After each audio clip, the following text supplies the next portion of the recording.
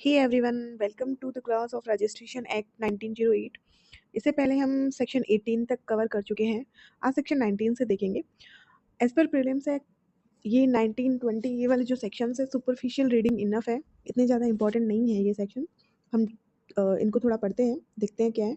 Document in language not understood by registering officer, कि ऐसे document जो रजिस्ट्रेशन ऑफिसर के समझ में ही नहीं आ रहा या उसमें लैंग्वेज इस तरह की दे रखी है कि रजिस्टरिंग जो ऑफिसर है उसे समझ में नहीं आ रहा, या फिर वो शब्द ऐसे हैं जो डिस्ट्रिक्ट में मोस्टली यूज़ में नहीं लिए जाते हैं, तो वो डॉक्यूमेंट को रजिस्टर करने के लिए मना भी कर सकता है और रिफ्यूज़ कर सकता है।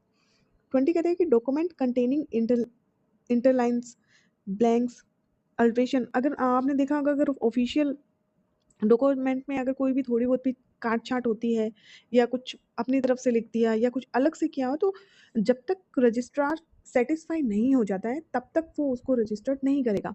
और मोस्टली हमने देखा होगा कि इनिशियल्स करवाते हैं वहाँ पे, जहाँ पे भी करेक्शन वगैरह करना होता है करवाते हैं। और अगर बाई चांस अगर वो रजिस्टर करे तो भी अलग से एक नोट बनाएगा नीचे, उसमें अपने आप से कुछ सही नहीं करेगा रजिस्टरिंग जो ऑफिसर है वो, उसमें एक नोट बनाएगा और नोट में ये लिखेगा कि यहाँ यहाँ ये इंटरलेक्शंस यूज़ किए गए हैं। चलते हैं सेक्शन 21 में। Description of property and maps, जिस भी इमूवेबल प्रॉपर्टी का आप रजिस्ट्रेशन करवा रहे हो उसके जो प्रॉपर्टी के मैप और जो भी प्लान्स वगैरह है वो उसमें अटैच होने जरूरी है। पूरी तरीके से सेटिस्फाई होने के बाद में ही रजिस्ट्रार उसको रजिस्टर करेगा। सेक्शन 21 बोलते हैं description of house and land by reference to government and map. आपको पता होगा कि हर जहाँ भी घर बना होता है उसके एरिया में आसपास में खसरा नंबर, खतौनी, ये सब चीज़ें होते हैं। अगर लोकल लॉज आपने पढ़े होंगे तो अगर वो अवेलेबल है तो वो भी उसके साथ में अटैच करना होगा, किया जाएगा। अब हम चलते हैं नेक्स्ट में, चैप्टर 4 में, of the time of presentation. अब इसमें बात की गई है कि कब आप प्रेजेंट कर सकते हो। चलते हैं। तो अब तक तो हम पढ़ रहे थे कौन सा डॉक्यूमेंट रजिस्ट्रेशन करवाना है, कौन सा डॉक्यूमेंट रजिस्ट्रेशन नहीं करवाना। अब हम पढ़ेंगे कब करवाना है। टाइम पीरियड इसमें दे रखा है कि आपको रजिस्ट्रेशन कब कब करवाना है। तो देखते हैं। Time for presenting documents subject to the provision of content in section 24-26 इनके अंडर रहते हुए, no document other than a will में तो कोई टाइम पीरियड है ही नहीं, आप कभी भी करवा सकते हो। Shall be accepted for registration unless presented for that purpose to the proper officer के पास में विद इन 4 मंथ्स। इंपॉर्टेंट है प्रीलिम्स के लिए। ये 4 मंथ्स कब से है? डेट ऑफ एग्जीक्यूशन, जिस दिन एग्जीक्यूशन करवा दिया यानी सारी पार्टीज ने साइन कर दिए उस दिन से लेके 4 महीने के अंदर रजिस्ट्रेशन करवाना है। रजिस्ट्रेशन इतनी दिक्कत नहीं आएगी टाइम पीरियड को लेकर, क्योंकि मोस्टली 4 मंथ्स ही दे रखे हैं। जहाँ कहीं कम दे रखा है एक दो जगह वो हम देख लेंगे। Provided that a copy of a decree or order may be presented within 4 months from the day on which the decree or order was made। जो हमने पढ़ा था रजिस्ट्रेशन किन डॉक्यूमेंट्स का करवाना है, उसमें था अगर कोई डिग्री ऑर्डर या अवार्ड दे रखा है तो वो जिस दिन कोर्ट ने पास किया, जिस दिन वो ऑर्डर बना उसके 4 महीने से करवाना होगा। और अगर वो अपीलेबल है तो फाइनल जिस दिन अपील का टाइम है, अगर वो ऑर्डर अपीलेबल है तो अपील का वो टाइम एक्सक्लूड करके और 4 महीने तक उसको करवा सकते हैं। नेक्स्ट हम पढ़ते हैं सेक्शन 23, री रजिस्ट्रेशन ऑफ सर्टेन डॉक्यूमेंट्स। इतना इंपॉर्टेंट नहीं है पर एक दो इसमें इंपॉर्टेंट पॉइंट्स है वो डिस्कस करते हैं। इसकी ब्रीफ में बात कर लेते हैं क्योंकि ये इतना ज़्यादा इंपॉर्टेंट नहीं है। कि मान लीजिए री रजिस्ट्रेशन, मान लीजिए ऐसा कोई पर्सन रजिस्ट्रेशन करवा देता है जो अथराइज ही नहीं है करवाने के लिए, या किसी और रीज़न से उसने करवा दिया, फ्रॉड हो सकता है किसी भी तरीके से। अब जिस पर्सन को करवानी थी उस पर्सन को पता चला, तो जिस दिन उसको इस चीज़ का पता चला कि किसी दूसरे पर्सन ने यानी बी ने, मान लीजिए ए की प्रॉपर्टी है, ए की जगह पे उस प्रॉपर्टी को बी ने रजिस्टर करवा दिया जबकि बी अथराइज ही नहीं था। ए को जिस दिन ये बात पता चली कि ये अथराइज नहीं है, वो उस जिस दिन उसको पता चली उसके 4 महीने के अंदर रजिस्ट्रार ऑफिस में जा सकता है और उसको री रजिस्टर करवा सकता है। एक तो ये इसकी लिमिटेशन इंपॉर्टेंट है 4 मंथ्स वाली।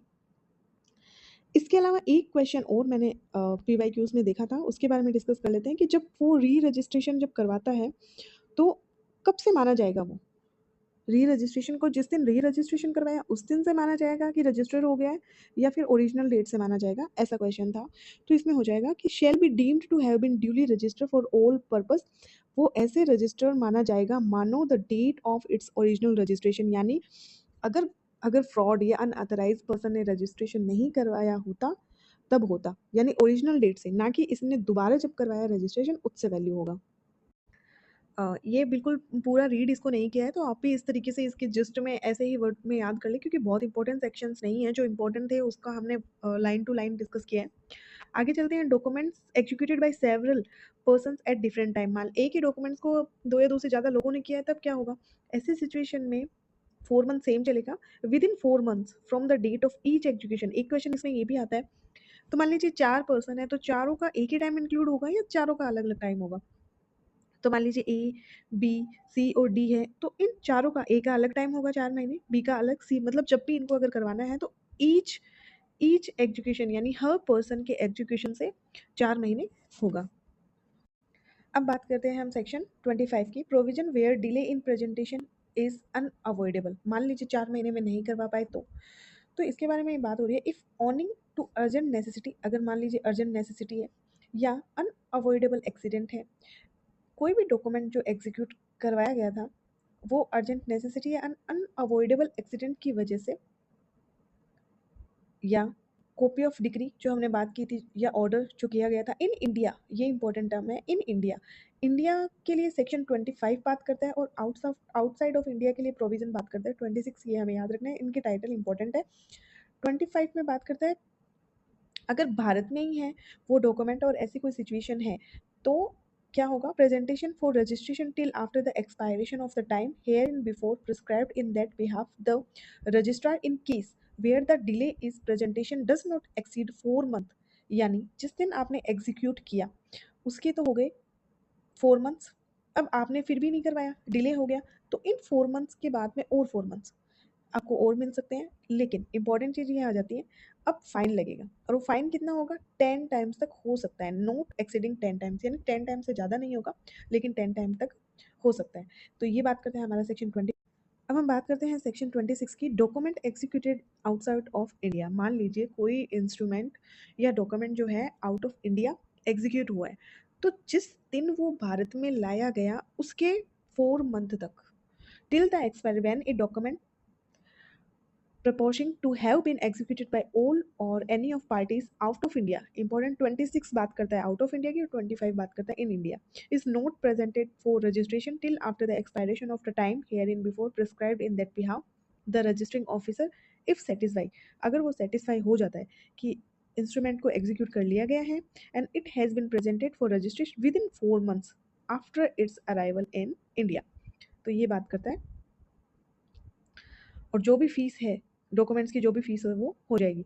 इसके बारे में 27 हम पहले ही डिस्कस कर चुके हैं, विल के लिए दे रखा है, विल मे बी प्रेजेंटेड और deposited at any time. Will को जो है वो कभी भी किया जा सकता है, very very very important section है प्रीलिम्स के हिसाब से। तो आज हमने सेक्शन 27 तक डील किया, नेक्स्ट के वीडियो में हम सेक्शन 28 से करेंगे।